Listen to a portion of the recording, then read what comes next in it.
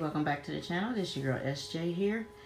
And today we're going to be making a new address plate for the outside so that you can see it. And you're just going to need a few things. I've got this 5x7 along with this little letter kit that I picked up from Joann's.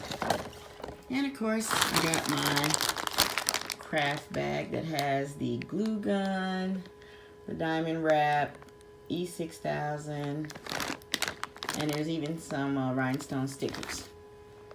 Alright, I'm going to get started right now. Alright, so I decided I wanted to spray paint the frame silver. So I went on and spray painted it silver, and then I was going to take the glass and just put the letters on there, but then I decided that I probably need to blingy it with the numbers on there as well.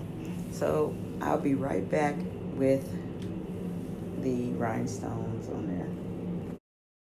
Alright, so I'm going to take my bling wrap. I'm cutting it into 3s.